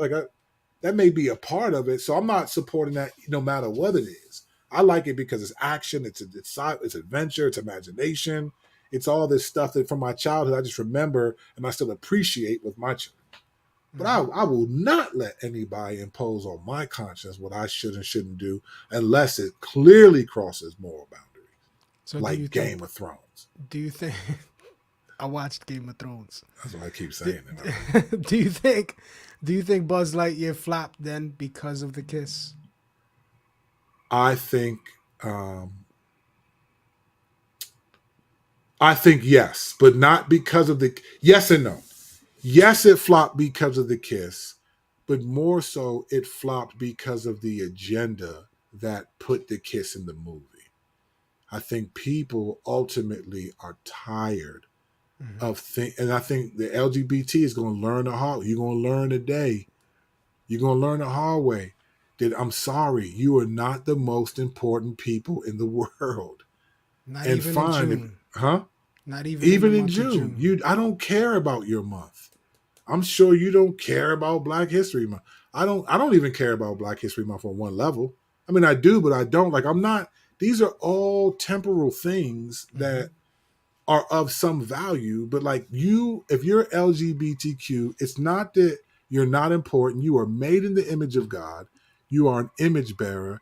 Christ died on the cross for your sins, and he would love to have you believe in him and be a part of that eternal kingdom where when after this life your sexuality doesn't matter at all. I would love to, but that doesn't make you your sexuality doesn't make you any more important than mine. I don't care. You're not that important. And the more you keep trying to impose on people that they need to approve of your sexuality, you don't even realize that what you all struggle with is fear of man. To me, it must be miserable to need people to affirm me so much that I'm going to force you to do it. Mm. That's fear of man. That's not freedom of sexuality. Because if you were free, you wouldn't care what I think or not. Because I know me, I don't care what you think. And I feel free. I just think it's fear of man. You care so much about getting the approval of others that you're trying to force people to have it. And it's like, and that's why I think it happened. I think people are getting tired of it, which is why I think whoever runs the Republicans is going to win. Whoever runs in 2020, if it's Trump, whoever, they're going to win. Mark my words. I said it on July 23rd, 2022. Republicans will win in 2024. They're going to win. If it's Trump, I don't care who it is. Because people, it's always pushback. It's always blowback. It's always a reaction. Christians aren't supposed to react. We're supposed to interact. We're not supposed to react to everything the world's done. Christians, we interact. Jesus already told us what's up with the world. He already told us what's going on. We're seeing it play out. We're reacting too much and not interacting enough. That's good. That's the problem. That's what I'm concerned about. So if you try to impose on me that I'm not a Christian or I'm not a pastor because of this, cool. You didn't die on the cross for my sin. There you go. And you will not be seated at the judgment seat. And when the book of life is open, your handwriting will not be in there. And you will not take us to infinity and beyond. You will not. So Buzz Lightyear, buzz off. But the reality is, believers, we need to pay attention. As Jesus says, we need to know the signs of the times. That's right. This is why Strike and I do what we do. I mean, I am grateful for the subs. I really am. We are grateful for the subscribers. We're grateful. But at the end of the day, we would have been saying this very same thing if we had 0 subscribers on YouTube. Facts. Because we have no idea who is listening, and the Lord may use it. So we're grateful for you. We appreciate you. Thank you. I would love to see our platform grow. I would love to see the videos that I'm doing that seem to be encouraging believers grow. But if they don't, man, so what? We're going to keep the party going. And because we care about the church, we want to talk about not just what's happening, but why it's happening and what to look out for. Having said that, I'm Kirk Kennedy. He's Strack the Wolverine. And we're going to catch y'all next week. We got a crazy, our next 2 or 3 episodes are going to be crazy. But I think next week's is going to be ridiculous if we do that topic, which right now that's what we're doing. It might change the game. I come back next Thursday. If you subscribe to the channel, so if you like what we said, subscribe to the channel. Subscribe to the channel. Like and subscribe. You'll get notifications. Next Thursday, 7 p.m., maybe 7:30, we're going to drop a bomb. We're going to talk about, I don't even know if I want to even pepper them with it. Don't do it. It's not necessary. We're going to wait till next week. We got a bomb for y'all. Appreciate y'all. Thank you so much for watching, giving us your time. Who are we? There are tons of people that talk, that are better communicators than us. They're better looking than us. They got better production than us. We are grateful and humbled that any of you would take time out of your schedules to listen to us when there's much better people to listen to. So thanks for doing that. We appreciate you, and we hope to see you soon. Don't forget to like and subscribe. We are out of here. Grace and peace, y'all.